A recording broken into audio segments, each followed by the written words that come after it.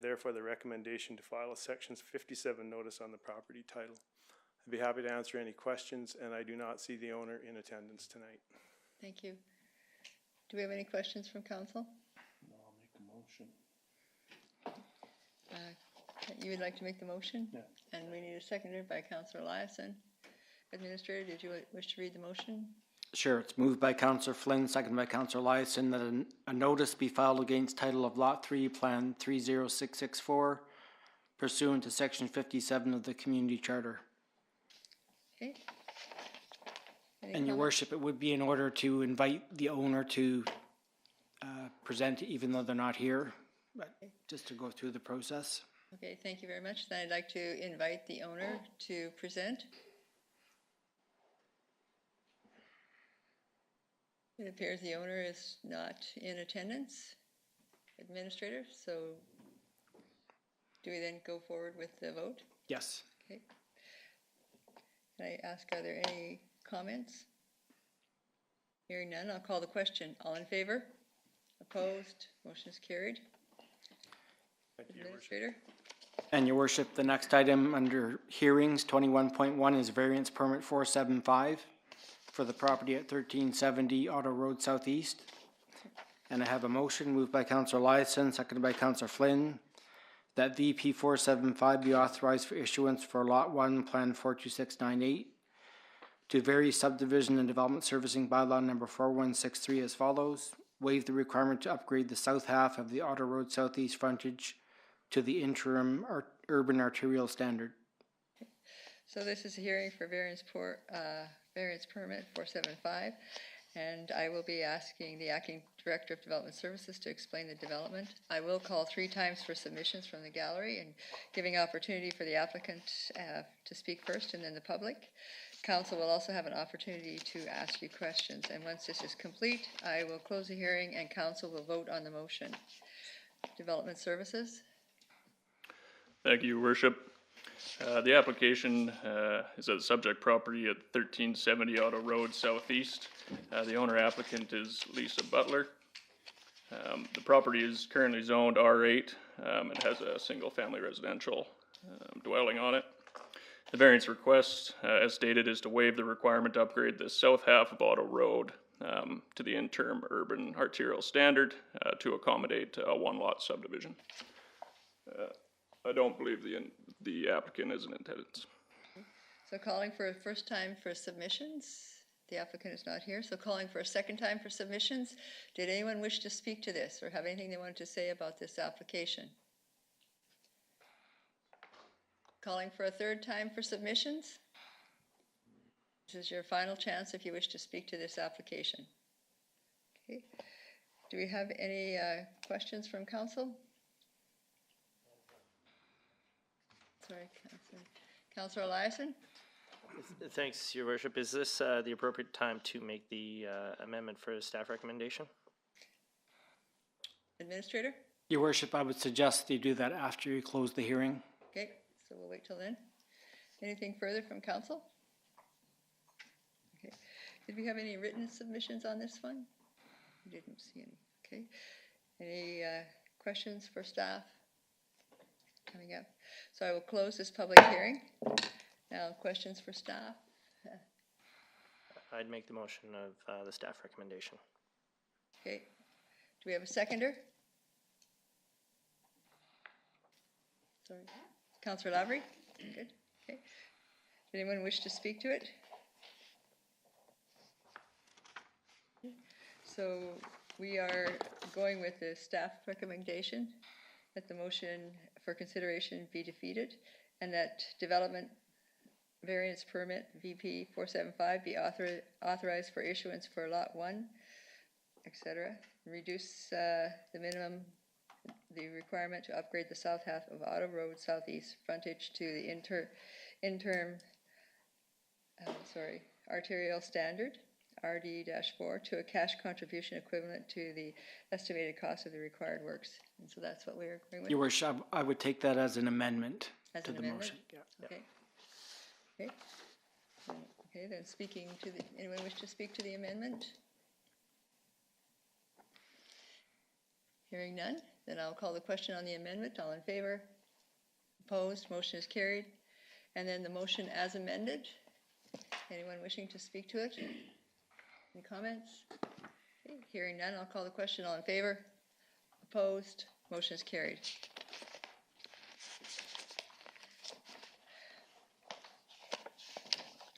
So we're now on to the statutory public hearing. Then I have an opening statement.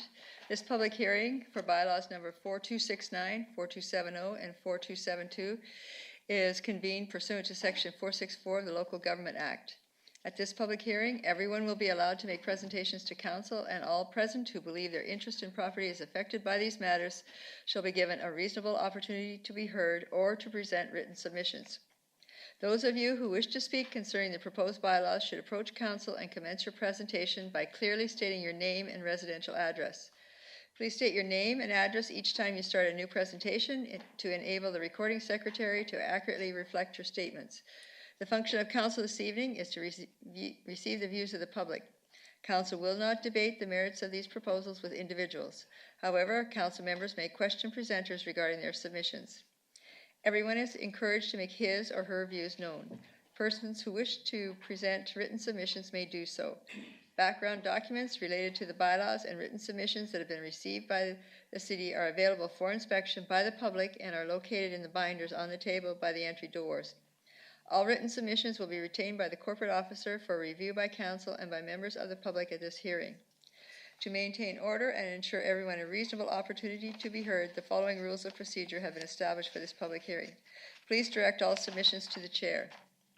Questions will be kept to a minimum as the background information on these bylaws has been made available for public review for the preceding 2 weeks. Following the bylaws by city staff, the floor will be open for presentations commencing with the applicant, followed by other interested parties in the order in which the chair recognizes them. Presentations will not be limited unless the submission is not relevant to the matter at hand. There will be 3 calls for submissions prior to the closing of this public hearing. Please respect the views of others and keep your presentations as short and concise as possible. Members of council cannot hear or receive submissions from the public after this hearing is closed.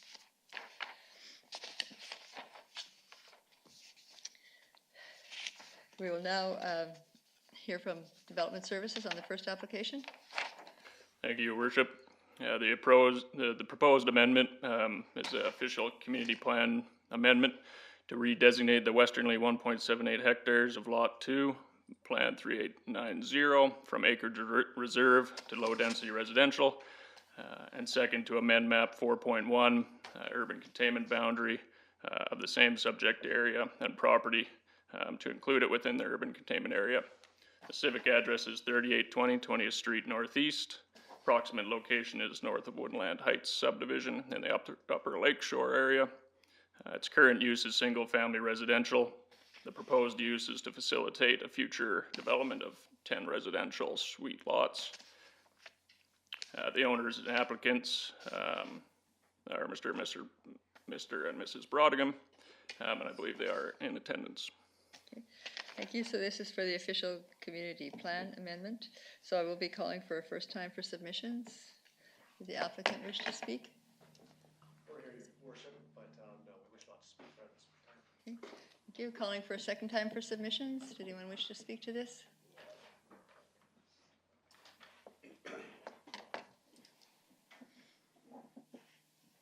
Usual drill, name and address. Yes, Thank you. please. Ralph Segreto, 4001 20th Street Northeast.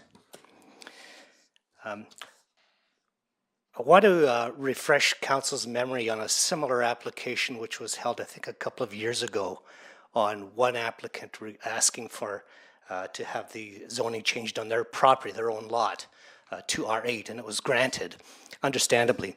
But at that time, it was pointed out that this was going to be a fairly rare occurrence, and that there would be submissions on individuals asking for that same change.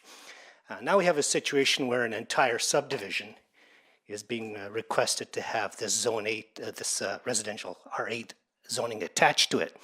And I have a Mr. problem Segreto, with that. Just for a second, I understand that it's kind of confusing, and right now we're not really talking about the zoning, we're talking about the official community plan change. And so I Okay, know so it's- this it's isn't an very- actual, The next one is, the very next one for the same property is the zoning amendment change. okay, so I'm talking to the wrong one then. Yeah, so this is changing it, it is important my though too, apologies. because it is the official community plan that we're talking about right now. I'll come down again. Okay. But you could say that whether or not you were in favor of changing the official community plan designation. Okay, because that's what we're talking about at this particular point in time. No. Okay. Did anyone wish to speak to the official community plan Can I ask change? a question on that? Yes. How does that affect, like, should we be addressing this, if we're not for the change in zoning, should we be addressing it as part of the community plan or as the actual request later on? The actual request for the zoning comes next, okay? Yeah. Just actually, if you want to step forward and tell, I know, he did give us his name and address. I'm sorry, I don't know your, Susan Johnson. Oh, yes, okay. 2251 45th Avenue Northeast, although my property is equally on 20th Street Northeast. How does this pertain, voting on this measure, how does that pertain to the, so it's actually the first step to, we have to do this before we can do the zoning. So you could, if you are opposed to zoning, you could say you're opposed to this, okay, hopefully. I'm That's- opposed. Am I correct, Development Services? Yeah, that's correct. This application just refers to the OCP designation. If there's concern with a specific zone, that could be addressed. And the next one? Yes. So that would also open the door to everybody on 20th having suites. This is Or just only, this to this, property? this is just this property, Okay, well, I'm opposed to this, okay? as Then- I'm opposed to the next. Okay, thank you. Did you wish to state that? I'm not really clear on that yet. Okay, If I wasn't opposed to, let's say, an individual landowner, one person, let's say there's 10 lots there, and the two people want to convert to R8. If they came in and applied on their own, I wouldn't be opposed to that. But I am opposed to all 10 lots immediately being okay. R8. So that's the zoning piece of it. Okay. That's the next piece coming up. But if we don't like the change to the community plan, that would basically kill it right then and there. Now, would that mean that somebody later on their own couldn't apply either way? I mean, there would be no subdivision then. Would it just be that piece then?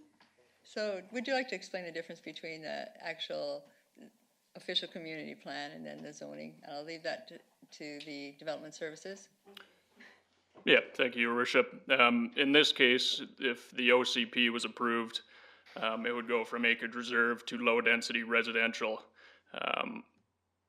The change in designation to low-density residential would basically allow for a number of zones, including R1 single-family residential, R2 duplex, and R8. So the difference here, if the OCP wasn't supported, it would remain as acreage reserve and couldn't be subdivided as proposed. If the OCP was supported and it was changed to low-density residential, then there's a number of zones, including a standard single-family or a suite that could be proposed in the future.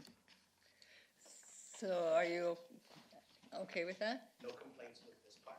Okay. Okay, good. So, we didn't receive any, of course, did we receive correspondence on the, or submissions? No, not on the OCP. Just on the zoning. Okay, If I may, Your Worship, just to touch on it, we did have a supplementary staff memo, which pertains to the OCP as well. It was distributed to council for Yes. further information on the greenways and trail connections. great. Based on council discussion and city staff, it's recommended that there's 2 unconstructed statutory right-of-ways, 3 meters in width, along the north and south boundaries, to be registered, to give an opportunity for those trails connections to 20th Street Northeast. The applicants have been amenable to discussions with staff and agreed to the proposal as well.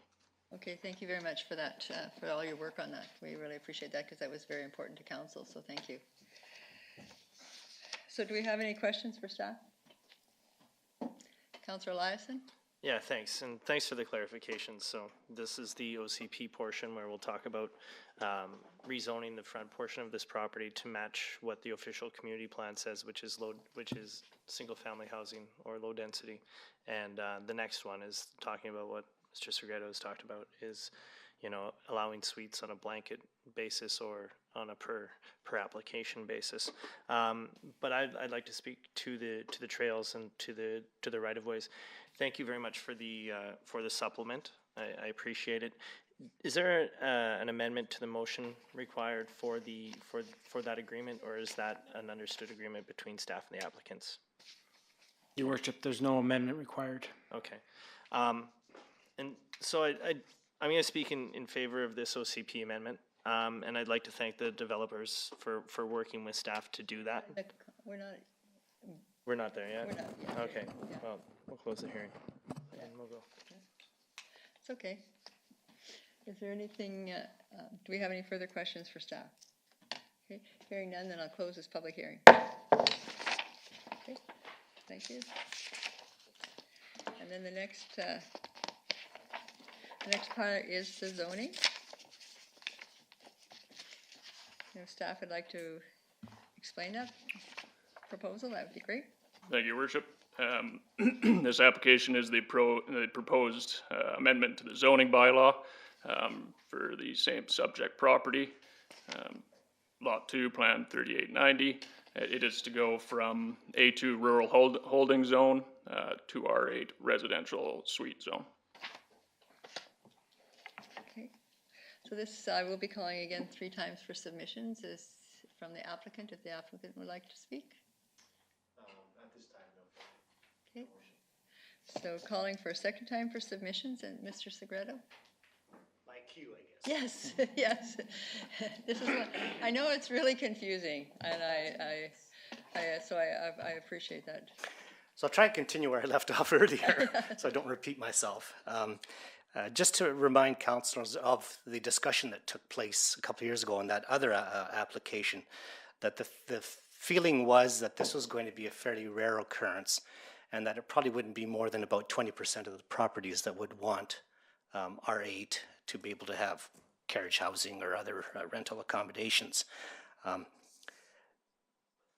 here we are with an entire subdivision requesting for that. Now, that may be because it'll be easier to sell the lots if it has that kind of zoning.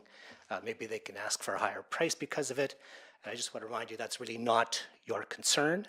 Your concern is more about the well-being of the neighborhood and the city as a whole, and consistency, so that you're not starting some sort of precedent which can cause difficulties later on. And to be quite honest, in our area, that's happened more than once, and certainly to me, it feels like my quality of life up there has come down as a result of it. One of the things that I see that can easily cause a problem for the city later on is dealing with the water pressure. It's bad enough adding another extra 10 lots up there, but if you add carriage housing, you can have more people. We've already seen with the Woodlands subdivision opening up that now I have trouble getting water pressure enough for 2 sprinklers up there. Some days it's okay, and some days it isn't. It's important for councillors to consider the cost as taxpayers of perhaps having to boost up that water pressure. Now, this may not be directly associated with the issue of the R8 zoning right now, but later on this may come up as well, and that is the frontage. We have 2 situations with developments there where one developer was allowed to put in ditches and not curb and gutter, and that made it very difficult to not provide the same variance to the developer on the south side of the street. And what's happened since then is the ditches have gone in, the weeds have grown up, and now the city is trying to look after it by mowing the weeds down. And again, I remember a conversation back when that was brought up, and that was that when the homeowners themselves moved in and saw that the property in front, that the boulevard in front of them had weeds, that they would look after it themselves. Well, I'm afraid to tell you that human nature being what it is, that has not happened. Of all the people that have moved in there, I was talking to a neighbor on our way down here, and I think one person out of 20 perhaps, 15 to 20, has cleared their little area of weeds, and I think what they did was they sprayed them because there's nothing there. But we had a mower going by this week, and they tried to take some of the tops off, and they managed that, but the weeds look terrible. Curb and gutters would have been a really simple solution if you just simply hadn't granted the variance. And it's odd because on the west side of the street, where a couple of individual lot owners have built and subdivided their lots off, they were required to put in curb and gutters. So you've got ditches along the east side, then you've got this little stretch of curb and gutter, and then you've got more ditches on the west side. So it's the inconsistency, I guess, is troubling. And I realize council often has difficult decisions, and that increasing tax revenues is an ongoing concern. It would be appreciated if you could keep in mind in making these difficult decisions that your responsibilities lie with the city, the residents, and the effect on the neighborhood, and not on helping a developer produce enough lots to increase the tax revenue. Allowing R8 zoning on an entire subdivision rather than on a case-by-case basis would be another error, I think, in a neighborhood where too many errors have already been made. Thank you. Thank you. Do we have any questions for Mr. Segreto? Okay. Calling for submissions. Susan Johnson, I already submitted a letter. Just to add to that letter, if there are suites as well, then you are increasing the number of cars. And I did say a bit about how dangerous this road has become. People who are driving that road routinely see that it's that doesn't look like the road. The road is very curvy. It's become a two-lane road that's increasingly a one-lane road because you have construction vehicles parked along the side of the road. Now we'll have even more construction vehicles parked along the side of the road. It becomes a one-lane road then. In the winter, it's a narrow road because the snow doesn't get properly plowed. Again, partly because of, the gutter issues. And you're now putting in, instead of each house becomes 2 cars, suite makes it 3 cars per house, and the traffic on this road is already dangerous. The width of this road is already inadequate. And then you put more pedestrians on this road, and there's no sidewalks. It's an inadequate road to start with, and there are a lot of people who walk their children and dogs in dangerous places with blind curbs. So that's part of it. The other thing, I don't know if people have actually driven up that road, and again, I alluded to it in my letter, but the whole hill is rock.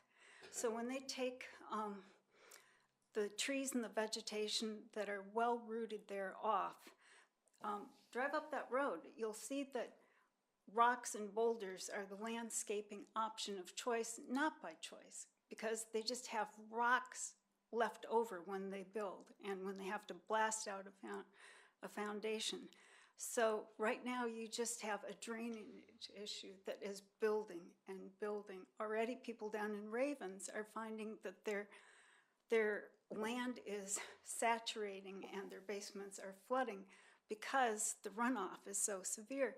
Look at the trees that you will be losing, and the more concrete that you bring in where there used to be vegetation, you're not going to control that well if you give them permission to make those 10, it sounds like big lots, but those 10 lots, once they're in-law suites as well, become bigger houses and smaller driveways, and they have to be able to control the snow. So pretty soon you have cars parking out on the road because there's nowhere to put the snow, but they have 3 cars per building. And this road just gets more dangerous, the runoff gets more severe, and you make problems for everybody down below, which the city pays for, not the developer. So it just gets more dangerous and more expensive for everybody else the city, so that one developer can have a more attractive development. It's not fair. Thank you. Thank you, and I do want to recognize that we do have your letter here too, so thank you for that as well. So calling again for submissions. And go ahead, sorry. You gotta be quicker. Sorry. Well, I think I'm the old timer on the block anyhow. Floyd Martell, 3821 20th Street Northeast, right across the street from this development. I've been there 46 years. I know that area quite well. And I know that I concur with everything that Ralph said because of the fact that we're going to have more traffic. And it's not the best area. It's on curbs. And then I would like to address the fact that I know the area quite well, and there's about 25 feet of rock on the north end of that property that will have to be blasted out or picked out with an excavator. And we've already gone through that from 2 houses over, where we couldn't even go out in the yard for a month as we listened to the excavators pick at rocks for constant noise when I had to put earmuffs in to even go out to the shop. So that's one of the concerns I do have. The other concern is that on the drawings, it does not show any access to these 2 lots back to back. Are they sharing a driveway, or are they, how is this being accessed? And then how are they going to park? And if they do have the new zoning and put it into R8 and they put suites in, that could end up with 30, 40 cars out there parked. So I hope these things will be addressed, and it's going to be a challenge. Thank you. Thank you. Can you show him how the lots and the accesses are? I think we had a picture of that. Yep, here you can see up on the screen, this is the proposed layout. There are lots with basically wider frontage here, and then panhandles to the access, the back lots, building area back in the back. At this time, they're not required to share any driveways, so they would be independent accesses in that layout as you see there. Is there any concerns about parking then? Generally on lots this size, they're quite a bit over the minimum of an R8. So generally staff doesn't have any concerns with parking on lots with this much area. Okay. Please stand up. Name and address again, sorry. Susan Johnson, 2251 45th Avenue Northeast. But who would be responsible on an ongoing basis for plowing and maintaining that access strip? The owners. The owners. But once they've sold the lots, who then maintains it? Because the owners of developments typically, once they've sold the lots, are no longer there. The person that buys the lot. But isn't that access strip? That's part of their property. I have a long driveway too that I have to plow. Who's, so do we, but. Sorry, maybe we're not understanding the right one. Isn't there a strip there that helps the back lots access? Did I misunderstand that? Well, can you show her with your hand where the driveways are? Yeah, these. But you saying that over on the side there, those were access strips to These be are. able to. That's get to correct. those These are lots? the access panhandles, so they would be private that you see for these back lots. Okay. These would be Okay, private got it. driveways. I thought that was for all the lots there. I got it. Okay, so that's like an extra long driveway. Thank you for the clarification. Thank you. Okay. Calling again for submissions, please come forward.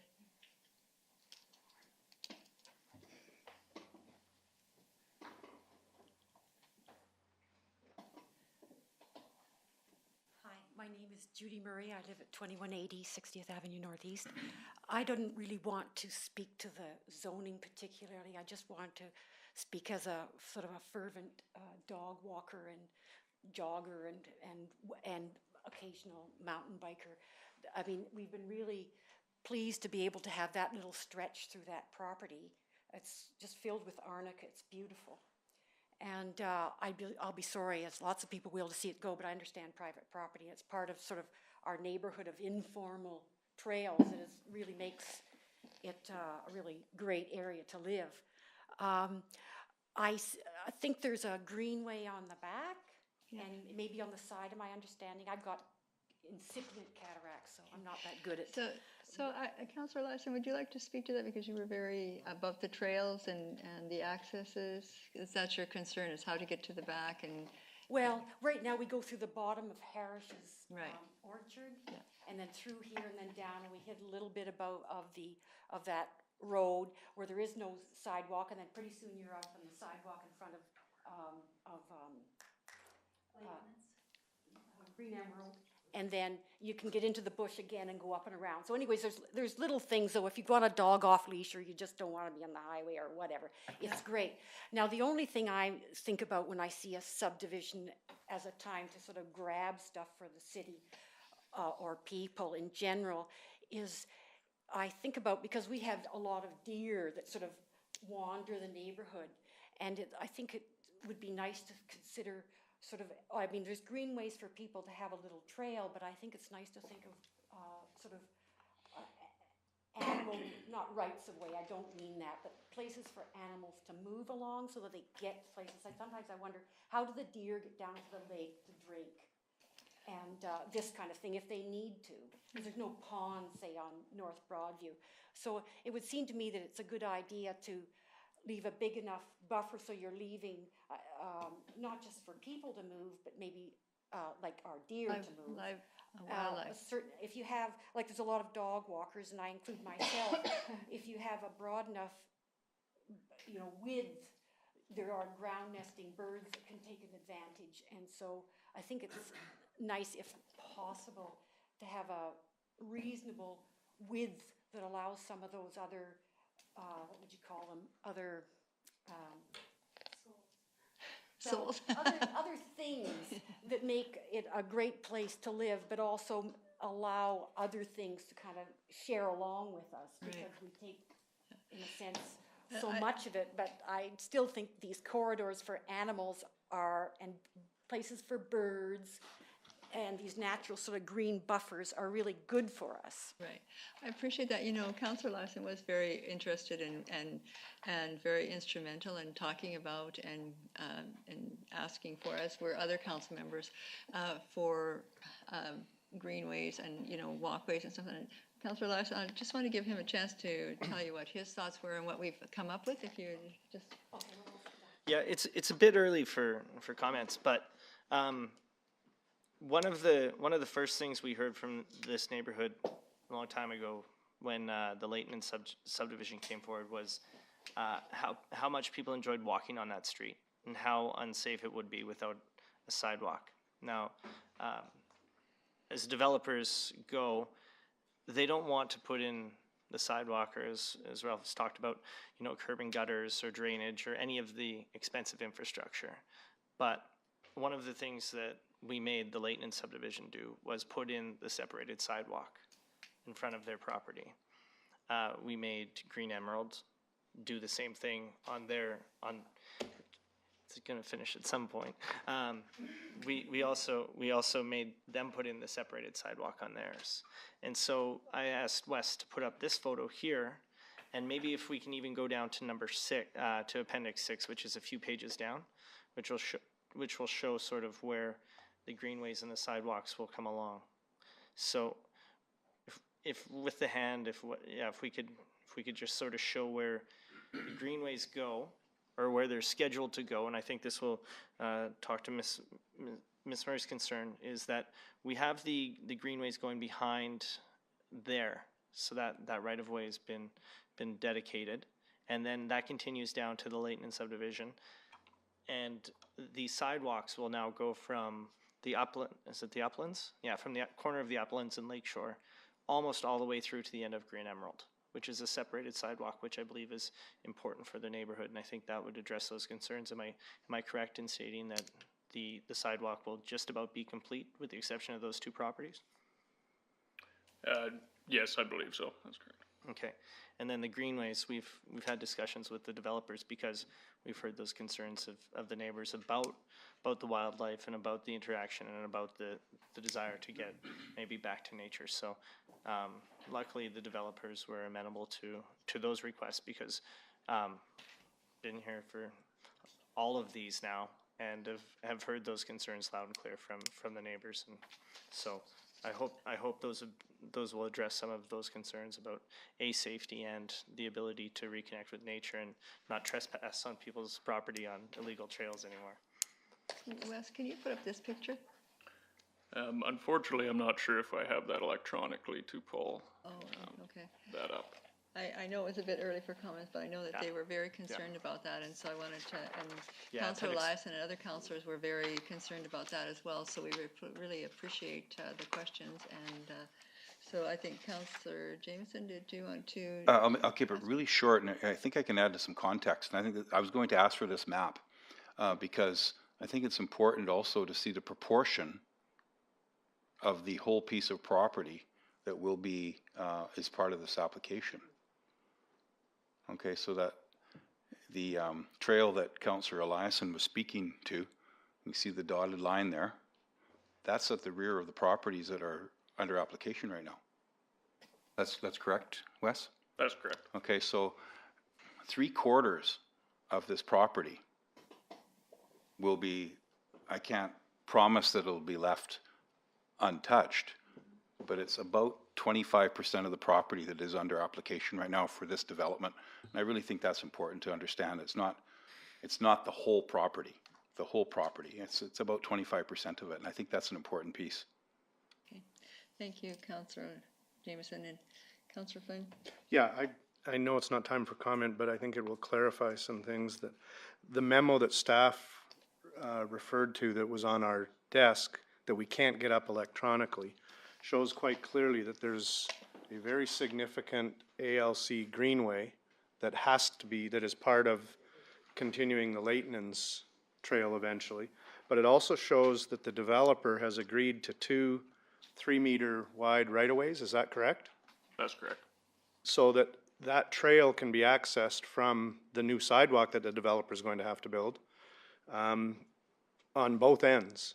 Because we were concerned that ALC greenway would be inaccessible or people were just gonna make their own trails to get to it. So the developer has worked with staff and with council to make sure the greenways, maybe pass that around for everybody, Chad. Let's see if we can get fancy. Oh, you're gonna try it. We're gonna try. Do you want to try it out? This is all new technology for us. Yes. If I just put it there, is that even close? How did I do that? Oh, okay. It's I did pretty well. It's a little small, though. Wait for it. See if we can zoom in on it. Your head in there, Chad. His head can't get any bigger. Oh, I can see clearly now. Wait for it. Oh, here we go. That was my first try. Straighten it out. Straighten it out, Chad. That was pretty good. We need to vacuum.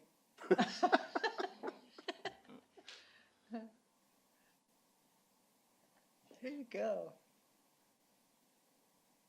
Keep on zooming. Look at that. Good work. Wow, Chad. Well done.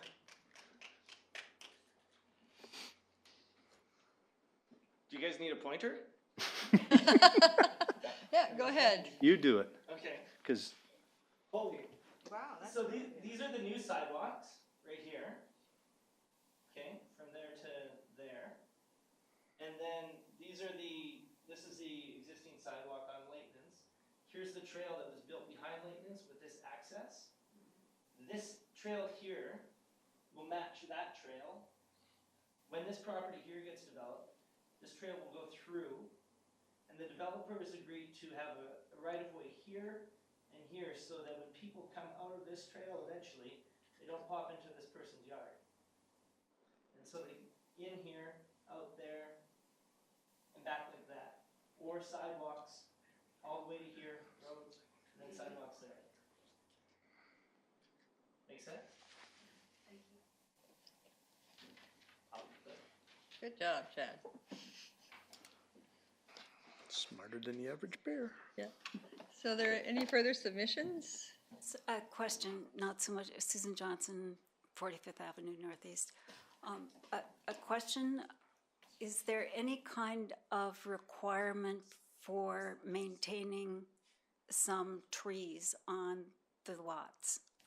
Or can everything just be scraped clean like the other developments have been doing? Development Services? Yes, at this time, usually when it comes to subdivisions, once the developers reach a servicing agreement for a proposed subdivision such as this, then they could clear the site. And at this time, there's no requirement to retain any trees on site.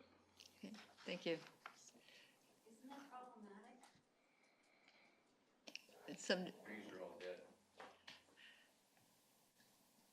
No, you speak through me. You don't, no. That can Isn't cause that problems. problematic in terms of, again, it's sitting on rock, there's now a root system maintaining soil, but you take those trees down and it becomes a drainage and erosion issue, would Okay. be my question. Thank you for your comments. May I speak? You betcha. Hi. I'm Blaine Carson. I live at 2180 60th Avenue Northeast.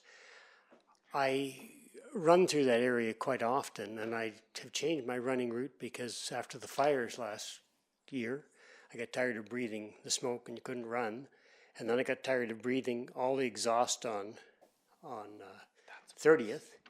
So I actually go through the back of the properties and come back down through that area and then back along the road. That road is quite quiet right now, but given the concerns it would raise there a number of additional lots and vehicles, it wouldn't be as quiet as it is now. I rarely have a vehicle go by me on that part of Upper Lakeshore, and certainly nobody goes by on the trails that I go on, but I appreciate they're trying to put in the trail connection, but the densification where people are going to park, I think, is an issue, and I'd speak against it, if I may. Thank you so much. Thank you. Would anyone else like to speak to this?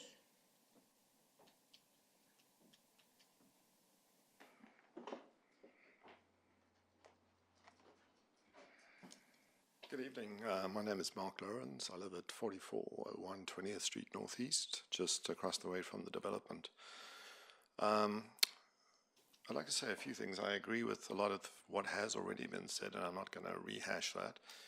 It is one of the last really beautiful remaining pieces of property in that area with almost like a rainforest, and it's been very appreciated that we've been able to walk through there. I do have a number of concerns. First of all, I'll address the application to turn it into a zoning that allows carriage houses. I think if we do this as a blanket, it sets a very dangerous precedent for the rest of the neighborhood. The water pressure up there since the Green Emerald development went in is actually not satisfactory for most of the residents up there. It has dropped dramatically.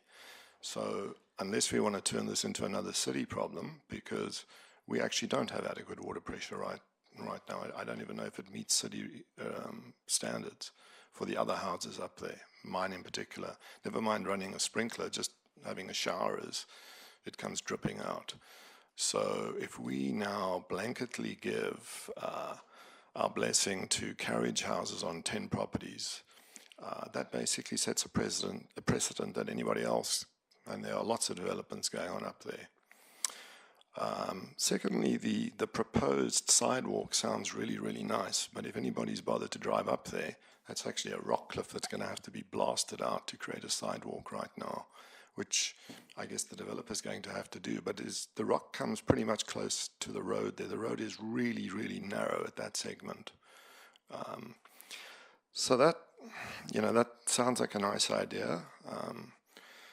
But particularly on that segment, I mean, and then as to Susan Johnson's comment about the trees, I'll speak to what happened when Green Emerald went in, and it really did remind me of a scene from the First World War, and I do live right across the road from that. So now what happens with all the trees being cleared is that all the water runs down, and the drainage ditches that are supposed to be there are full of weeds. So what happens is the mud just comes right across the road. It's lovely. It's come the spring. So I would have some major concerns about the vegetation being stripped off those properties. It is just rock. There is nothing else except the trees and the vegetation that actually stabilize that area. And I agree that people down in Raven might eventually start to complain as the water just basically peels off down there, and I know it runs right through Ralph Segretto's yard because that's where the drainage ditch goes. So those are just some of the concerns I have. I mean, from the purely aesthetic perspective, yeah, it is a beautiful piece of property, and I do respect someone's, private right to develop it. But to put carriage houses on every single one of them, what's to stop the rest of the neighborhood saying they want carriage houses too? Is the water pressure, never mind it being a very narrow, winding road. Those are just a couple of the concerns that I do have. Okay, thanks. Thank you. Councillor Flynn, Kevin, did you want to speak? I'll just take that off. Okay. Do we have anyone else who would like to speak? Hi, Blake Lawson Engineering, 825C Lakeshore Drive. I've worked on a number of the properties up and down this road for the last 7-8 years. I'm now working with Krista and Mike Brodegam on this property. I just wanted to talk about a couple of the things that I've heard come up today. One of them is with regards to the water pressure. I know this is just a rezoning application and we're not looking at the actual engineering requirements, but I do want to clarify that there is actually two water pressure zones on 20th Avenue. The Green Emerald Estates development brought water down from another zone to service that development, so it shouldn't be affecting the properties on the west side of the road. I'm not to say what this property will have to do for water yet, whether it comes off of the original or the zone that's fronting it now, or if it needs to get brought down from the Green Emerald Estates. But the other thing is just with regards to stormwater, and again, this is just a rezoning hearing, so the current requirement, I suppose, under subdivision is that they construct the road to an urban local standard. So that standard is to have curb and gutter and sidewalk like a typical road would have. We're not speaking about that right now, so I mean, whether we talk about the separated sidewalk with the ditching and how that affects the stormwater is not really relevant to this discussion, but it will be, and we'll have a chance to talk about it again if a variance hearing comes up and we decide, that that's the route we want to go. So during the subdivision process, we will have to address a number of these concerns, and those would have to do with stormwater management, with erosion and sediment control, and I feel that would be the time to address those concerns. Those are really the two big things I wanted to talk about. Thank you. Thank you. So what you're saying, sorry, Councillor Flynn would like to ask a question. Councillor Flynn? Yeah, just so I understand, and hopefully the gallery understands, I was going to ask staff a bunch of questions about stormwater and geotech and all of that, but as you've said, this is a rezoning, and those all get dealt with in the future when the servicing agreement is done and all of that. But my question is the developer set on R8 blanket, or would the developer be fine with R1 and individual applications like has happened at Leighton's? And I'd have to refer to the developers. okay, because they haven't spoken, so I guess I'll ask through the chair, the developer, if they can answer that at some point. Okay. Thanks. Thank you, Blake. Yeah. Did anyone else wish to speak to this?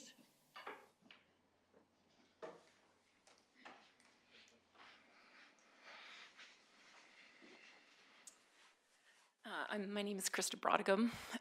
We're at 2242 Blind Bay Road right now. This property has been in my family for 3 generations. It's my grandparents' property. It means a lot to us.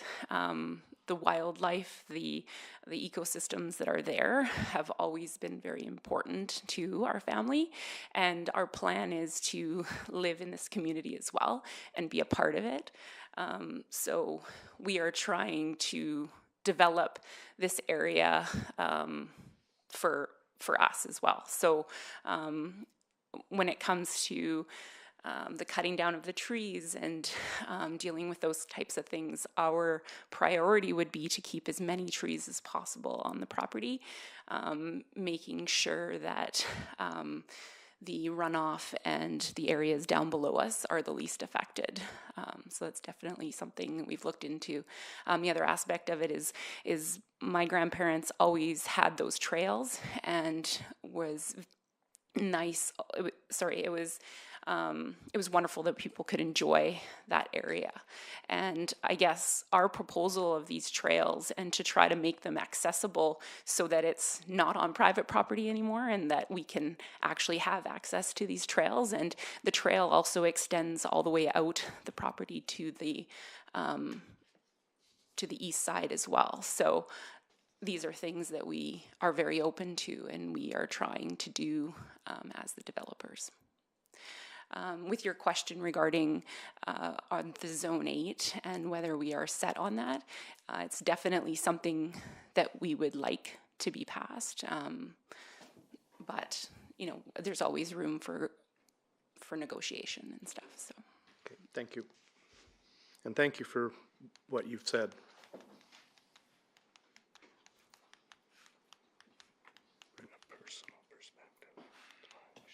Segredo 4001 20th Street Northeast. I want to come back to the water pressure issue because, as was stated, we're not sure where the source for that subdivision is going to come from, but it would be a really good idea, a really good thing to know right now, because it very well may affect, if we have concerns about the water pressure, but it comes off the, I wish he called it Emerald Green Estates instead of Green Emerald, because it doesn't make sense. If it comes off the new line that Gary had to put in, then I don't think it affects a lot of us, because I think we're on a different section. But if it comes off the line that we use right now, it may, having carriage housing zoning there may very well affect us quite a bit. So does council or staff know where the water source for that is eventually going to come from? Do we have any idea, Director of Engineering, at this time? Your Worship, I'm wondering if we can get my screen on here. You don't want to put it on the floor? No. I have better technology than Chad. Exactly. Your Worship, this is a map showing the area. There's two lines on here. I'll just turn off the orthophoto so that you can see them a little clearer. And as Mr. Lawson had indicated, this is the Green Emeralds development here. This line right here is actually Zone 3 water pressure. So it has about 100 psi at the pipe, and therefore it can service these lots further up the slope. The line that follows down here is Zone 2.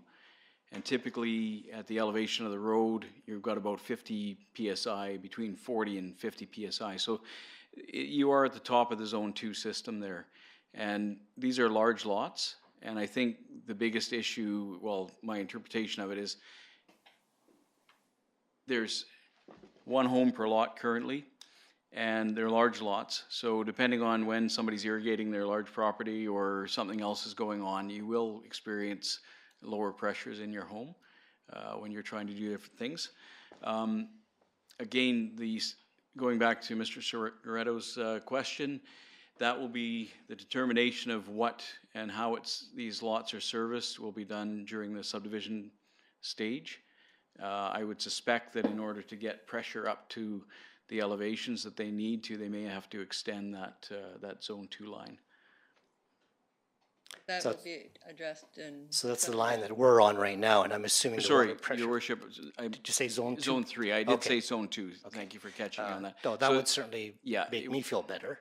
It also should be pointed out that I'm glad the developer said that the trees are likely to stay on there, but we all know that as soon as somebody starts to build and they need a footprint to put a house on, the trees are coming down.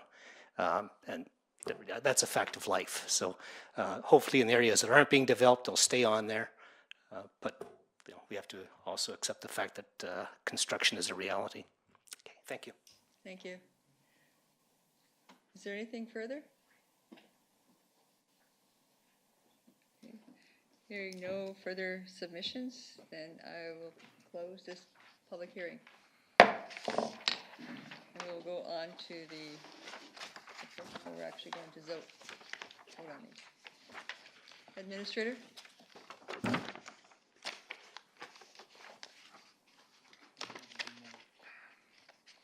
Do we have one more? We had one more. Oh, sorry, we have one more. more. Sorry about that. That's right, sorry. This is zoning amendment bylaw for the Petch property. Yep, thank you, Your Worship. This application is a proposed amendment to the zoning bylaw. It's proposed rezoning of Lot 14, Plan 1004 from R1 Single Family Residential Zone to R8 Residential Suite Zone. The civil address is 7031 52nd Street Northeast. The present use is a single family residential, and the proposed use is a single family dwelling with a detached suite, and the owner applicant is B. Presh. Okay. So would the owner applicants like to speak? They here? I don't believe so. Okay. So that was calling for a first time for submissions, calling for a second time for submissions. Did anyone want to speak to this one? Calling for a third and final time for submissions? Council, do we have any questions? I don't believe we received any written submissions on this one. No, not on this one. Do you have any questions for staff? Councillor Flynn? No? Okay. Okay, then I will declare this public hearing closed. Administrator? Your worship, on to reconsideration of bylaws. Item 23.1 is OCP Amendment Bylaw 4269. And this was for the property at 3820 20th Street Northeast.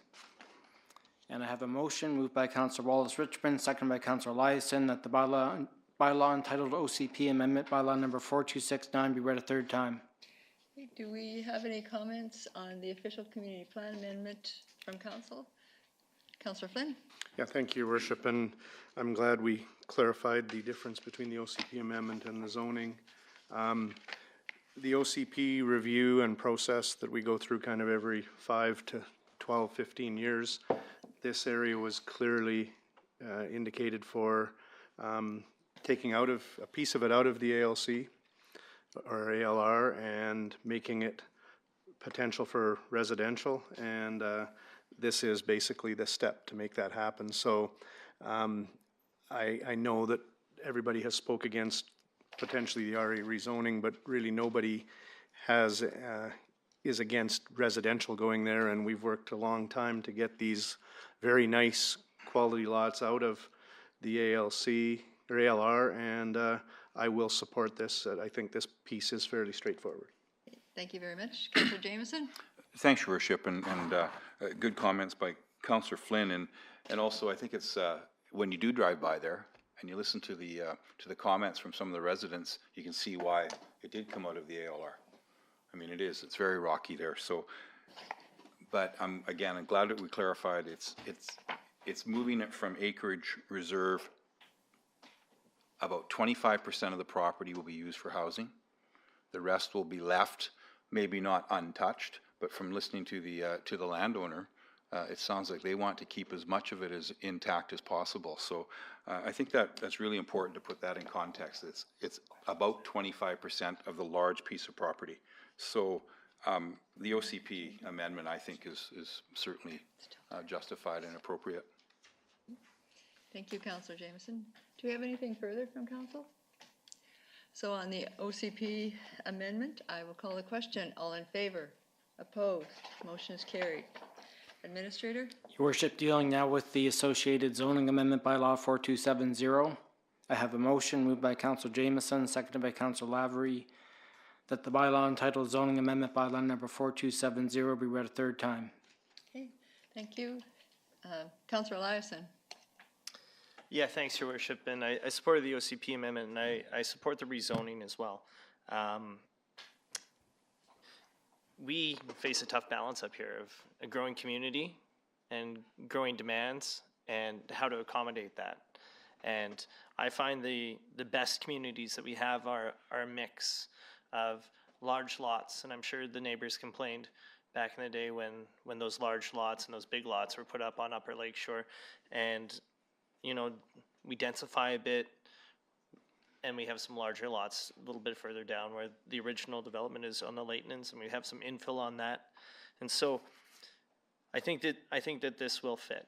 And we went through an OCP process, I think, in 2010 to 2012, and it was officially adopted, which approved this, removing this section from the LR and putting it together so that we could increase the number of single-family residential lots, because there's a huge demand in Salmon Arm.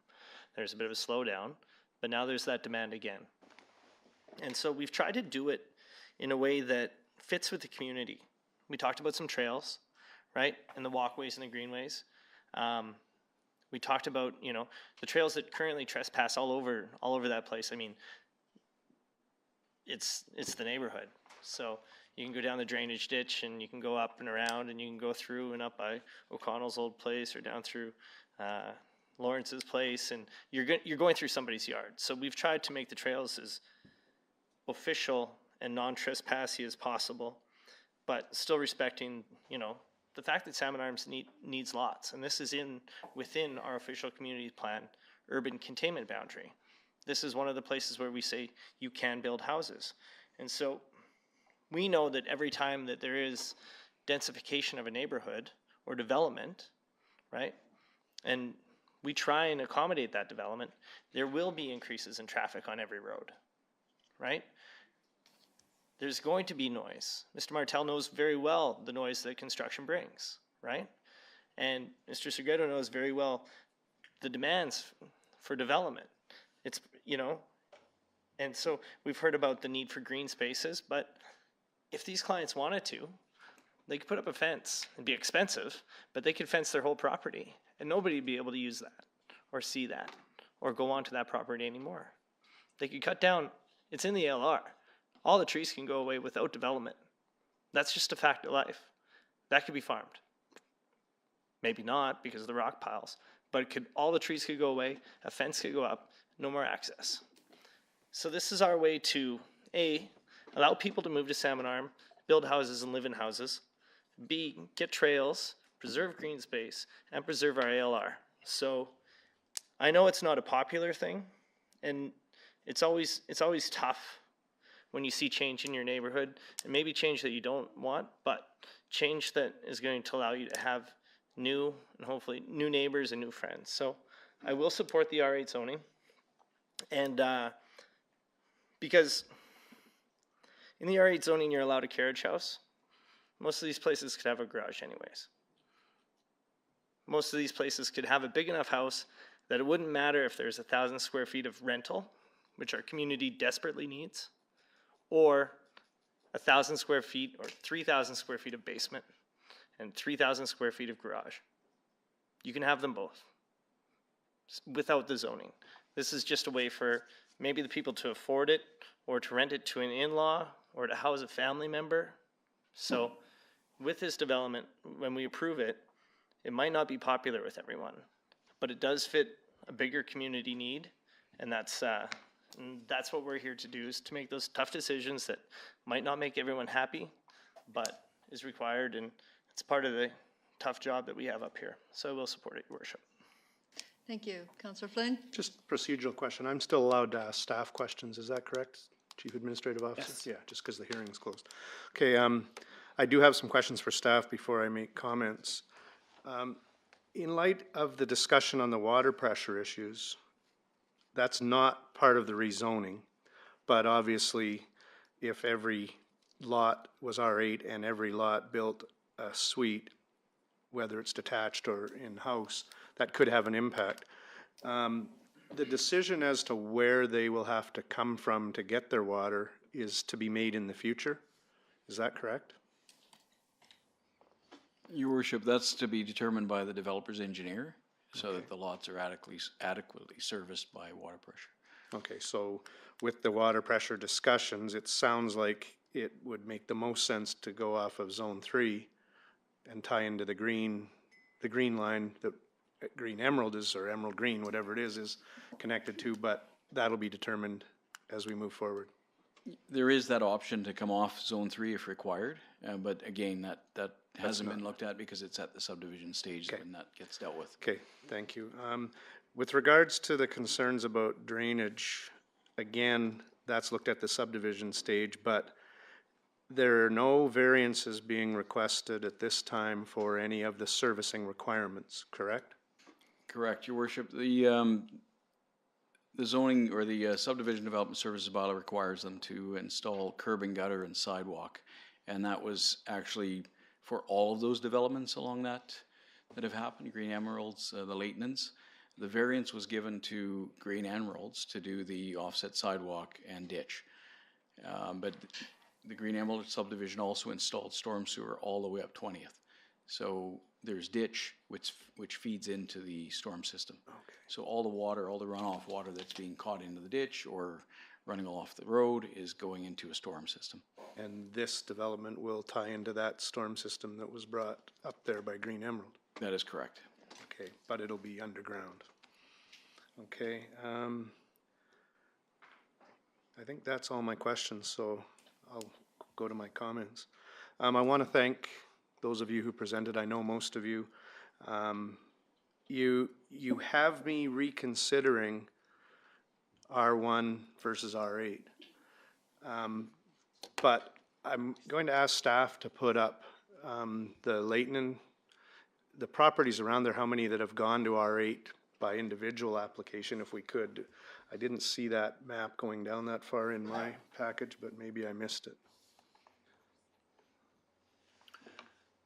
I do believe we have an appendix showing some of the Leighton property and some of the zonings. Okay, there it is. Okay. There, so you can see the 3 R8 properties So- that are visible. So I just want to make it clear, there's two ways this can be done, and somebody said blanket R8 is a dangerous precedent. But I've been at this table 13 years, and I don't know if I can recall us not supporting an R8. And so if it's blanket R8, I would suggest we're going to end up, at the end of the day, maybe at 50% of the people doing suites and 50% not. I don't think everybody that buys will do a suite or a detached suite.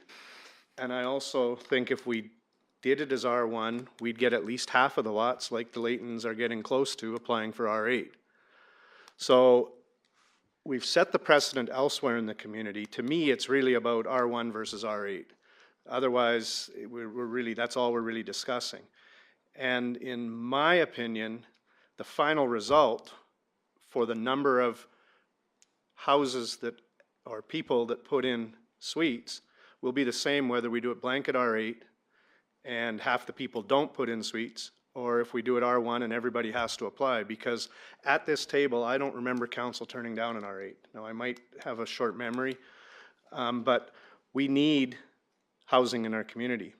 I think carriage houses and suites are an excellent way to increase densities. I think these properties, with their size, are ideal for it, and I have driven down that road a number of times. I have walked down that street. I think that allowing blanket R8 is not a dangerous precedent, as was referred to. I think then people that buy the properties know what they're buying. I don't think all of them will develop R8, but I will support the blanket R8 zoning. To me, it's just a matter of whether it's R1 or R8, and as I said, I feel we'll end up probably in the same spot, regardless of which way we do it. It's just that we're going to make these all R8 now if it's supported by the rest of council. So I too will vote in favor. I appreciate the input. As I said, you almost had me thinking we need to just go to R1 and let individuals apply, but I feel that we're sending a message that we want better densities in these bigger lots if people want to do it. So I'll vote in favor. Thank you. Councillor Wallace-Richmond. Thanks, Your Worship. Thank you for coming and presenting your thoughts regarding this property. I want you to know that I view my job here as listening to what you have to say, and now it's my turn to say what I think I heard. So what I think I heard was that the preference of some of the neighbors would be that nothing were to happen, that things would stay exactly the way they are now. And that's all well and fine. I get that. We all live in neighborhoods.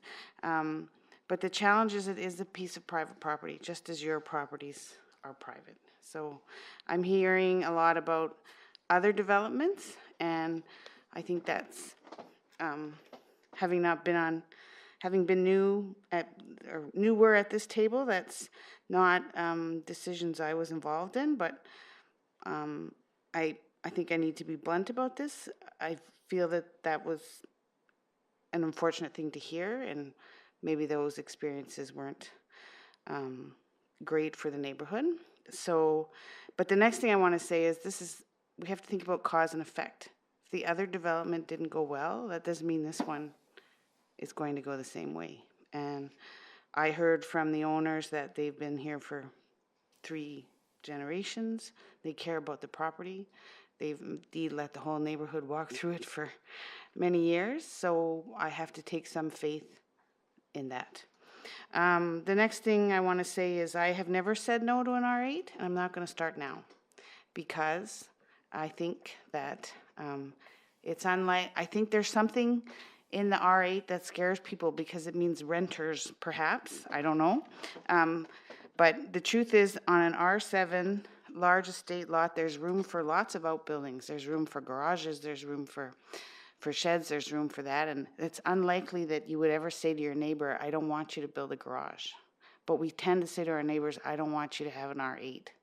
And so I will never say no to an R8 when I would say yes to a garage, because we need to put people places, right?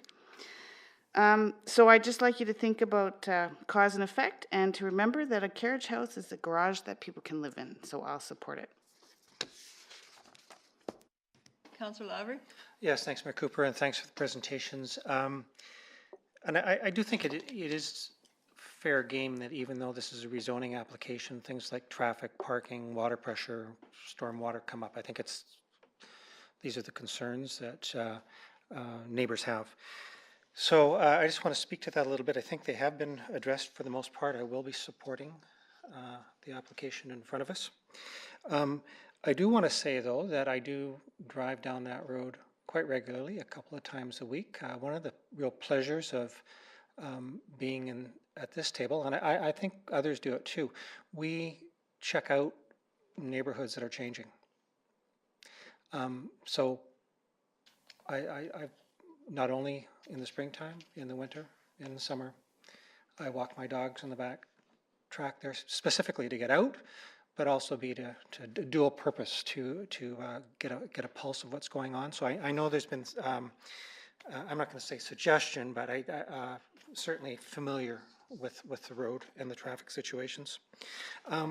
I do admit that I recognize there's an inconsistency of the curb and the gutter. I have to say that was, and you won't, I don't want to throw anybody under the bus, but I wouldn't have voted for that inconsistency in a previous council. But now I'm stuck with the consistency of an inconsistency at this stage. And it's pretty clear to me that I'm comfortable carrying on with that consistency. I would also not in any way, and I was wondering, we have page 138 up here. Can we just go to the top of that page a bit? A little bit further. Yeah, right there. Thank you very much. I don't in any way view the R8 as helping developers.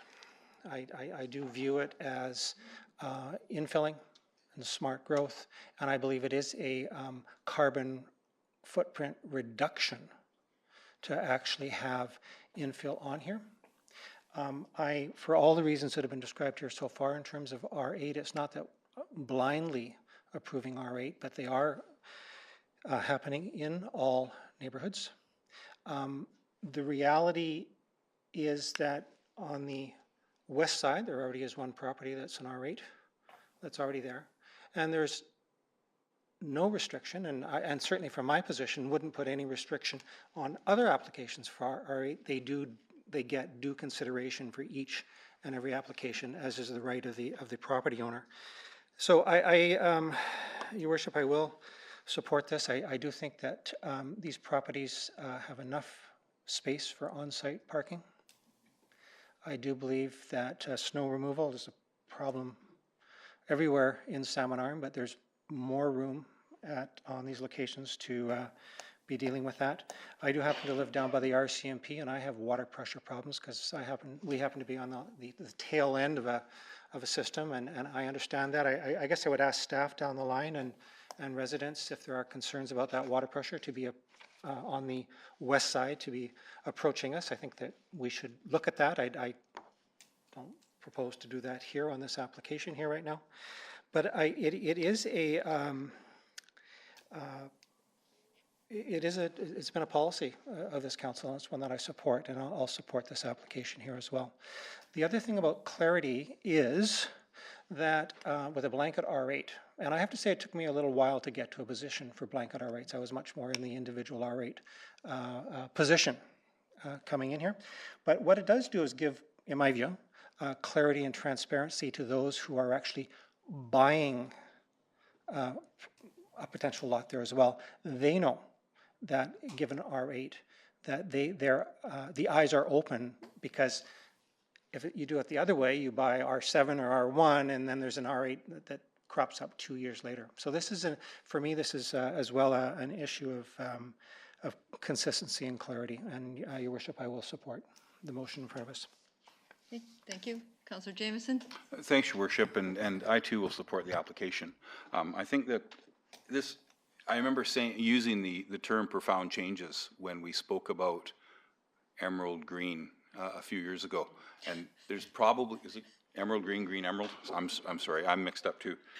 But I don't think there are many neighborhoods in this community that have changed as much as yours in the last 5 years.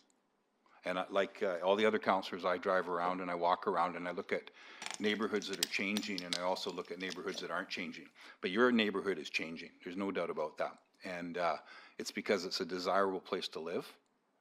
There's desirable properties there that are being subdivided. And I think it was Councillor Eliason that said it gives everyone an opportunity in that neighborhood to have new neighbors and new friends perhaps. And that's always my hope, that neighbors will welcome each other. We need housing in Salmon Arm. I don't think there's any doubt. There's no doubt in my mind. And this land, I can understand, even though I value agricultural land dearly in Salmon Arm, this was not an appropriate site for agricultural land. And they probably, 40 years after the fact of making those designations, you can see that it is not. It's a rock pile there. I understand that. So this is a good place to have homes. And I drive up there, as I said. The road seems narrow, but it is within standards. And it's narrow because there's so much going on there. There's so many trucks, there's so many cars, there's workers, there's machines. And I think that adds to the angst that goes on in a community when you see all this change happening so quickly. And so the precedent, well, there's part of me like Councillor Flynn, like on this one, I was like 50-50, and now I'm 60-40 or 70-30. And I think that it is really important that people who buy the lots know what they're getting, and the people in the neighborhood know that the lots are going to be accommodating certain types of housing. So I think it's an important thing. This neighborhood started changing when Uplands went in probably, 12, 15 years ago? Maybe about 15 years ago. And, you can just see the progression up the hill, and the large homes, the carriage houses, the suites. There's a lot of people who love to live in this part of town that can't. Okay, it's not affordable to everybody, and I like to see that this application goes through so that maybe some of those will be more affordable, and so I will support the application. Thank you. So I want to thank Council for your consideration. I want to thank staff for all the work that you've done on this, and I know we've demanded a lot when we've asked you to go back and talk about right-of-ways for the trails and things like that. And I also want to thank everybody for coming out and making your views known. I hope you got a few answers to some of your questions, and as this goes to development permit stage, there will be chance for more input, and so I really And I thank you for coming out too and talking about the water pressure, because now as the developers start working on that, they know that this is already an issue in this neighborhood. So things like that I think are really important that you came out and tonight. So we really thank everyone for coming out. And council always has a really tough, it's a tough decision. And so I appreciate their consideration and their questions, their careful consideration of this. So I thank you. Councillor Flynn, you had something further? Well, I just wanted to clarify for me, because you spoke about the development permit stage. As I understand it, it won't be a development permit because subdivision is approved by our. Yes, yeah. So there isn't another chance for input on the. Unless they ask for a variance, you're Yes, right. okay. Yes, I just unless wanted they to ask for clarify a- that. Yes. Thank you. So it's good that you mentioned all of those things, because if they ask for a variance on something, it will come back. And otherwise, I'm sure they'll be taking all of your input into consideration. So I will call the question on this then. All in favor? Opposed? Motion is carried. Administrator? Your worship, the next item is zoning amendment bylaw 4272 for the property at 7031 52nd Street Northeast. And I have a motion moved by Councillor Jameson, seconded by Councillor Flynn, that the bylaw entitled zoning amendment bylaw number 4272 be read a third time. Do we have any comments from council? Hearing none, then I will call the question. All in favor? Opposed? Motion is carried. Administrator?